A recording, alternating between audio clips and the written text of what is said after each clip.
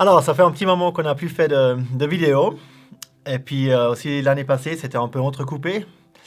Et puis on veut vous montrer pourquoi aussi, parce qu'il y a beaucoup de choses qui se sont passées l'année dernière.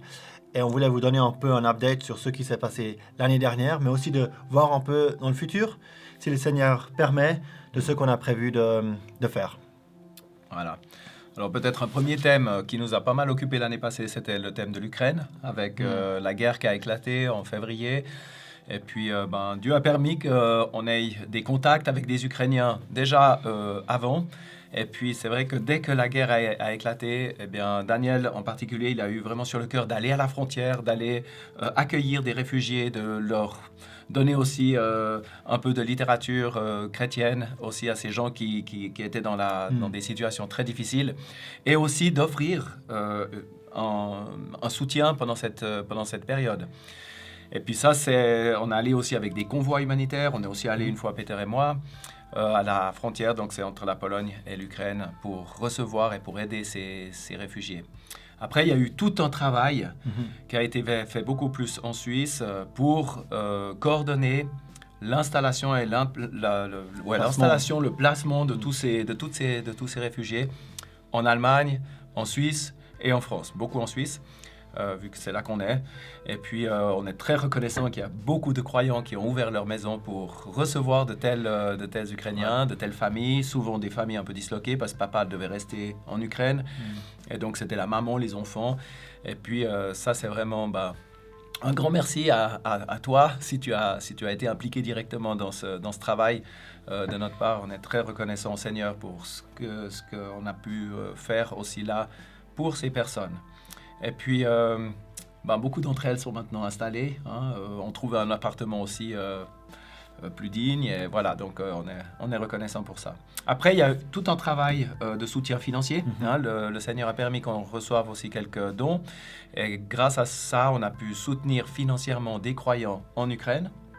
Ça, c'était beaucoup de croyants qui étaient dans des situations précaires, dans des situations dangereuses, où il y avait des manques. Donc on a pu répondre à cela. On avait des contacts aussi là-bas en Ukraine sur lesquels on pouvait compter et qui ont pu donner cet argent aussi de manière sage autour d'eux. Et puis finalement, grâce à ces dons, on a aussi pu soutenir d'autres actions humanitaires, soit aussi par l'administration, parce qu'administrativement parlant, vu qu'on est une association, on a pu soutenir des personnes qui avaient à cœur de faire un travail humanitaire, et puis on a aussi pu les aider financièrement. Donc voilà, je crois qu'on a fait un peu le tour de l'Ukraine. Est-ce qu'il y a encore quelque chose à dire? Non, je crois que c'était un gros truc en fait, parce que nous-mêmes aussi, on a eu des familles. On viendra un peu plus tard aussi qui ont eu des implications aussi sur le travail, même le travail de vidéo, etc. Ok, prochain thème, les tentes de partage aussi. Tentes de partage, ça a continué fondamentalement, il n'y a pas énormément à dire, sauf qu'on a pu reprendre en fait après le Covid, nouveau, le travail de tentes de partage avec Jean-Christophe et Daniel aussi, principalement comme responsables. Et puis, on peut dire qu'on voit aussi qu'il y a vraiment un besoin, ça c'est important aussi, il y a un besoin dont les gens se posent des questions, remarquent que le monde ne va pas bien. Donc c'est important aussi qu'on aille dehors, face à face, vers les gens. Et ça, on aimerait continuer à le faire. On a aussi commencé à faire des actions de petites tentes de partage, on va dire. C'est une tente plus petite qui nous permet en fait d'aller dans des villes où il n'y a pas vraiment la place pour la grande tente. Avec la petite tente, cela nous a permis en fait d'aller dans certaines villes. Aussi tout simplement, il y a moins de logistique. Il y a moins de logistique, il y a moins de personnes aussi tout simplement où la grande tente ne serait pas vraiment nécessaire. Et ça, on fait avec Adrien. Et puis c'est très sympathique. On a aussi pu aller maintenant déjà dans plusieurs villes. Et puis on est en train de regarder pour la suite.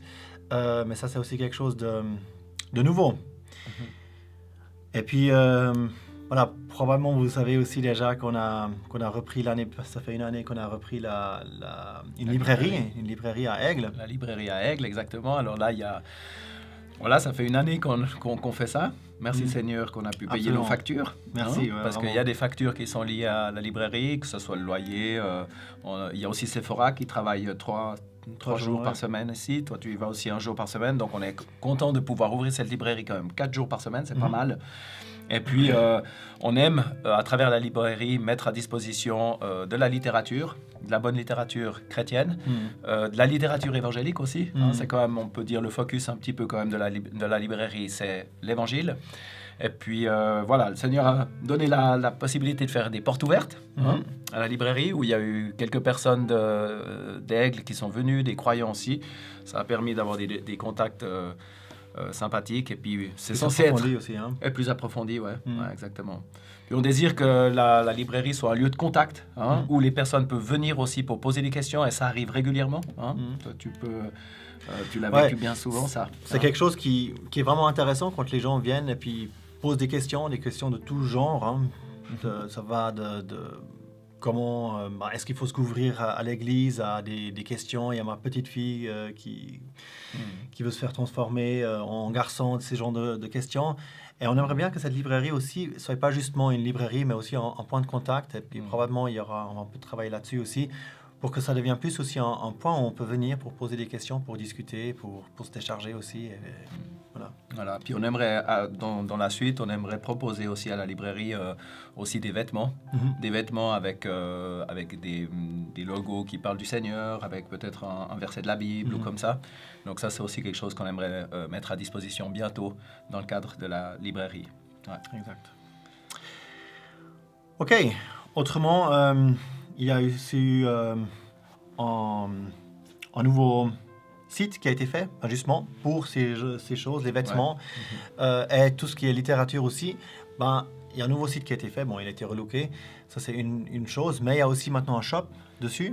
Et sur ce shop, on peut commander des choses. Ce qui est vraiment important pour nous, et ce qu'on tient vraiment très à cœur, on a vraiment l'impression que le Seigneur désire aussi cela de notre part. C'est une partie du service, de donner gratuitement les choses qui doivent être distribuées. Donc on n'aimerait pas que l'argent soit un frein. Il y a des étudiants aussi, il y a des plus jeunes qui n'ont peut-être pas l'argent, qui ne peuvent pas payer.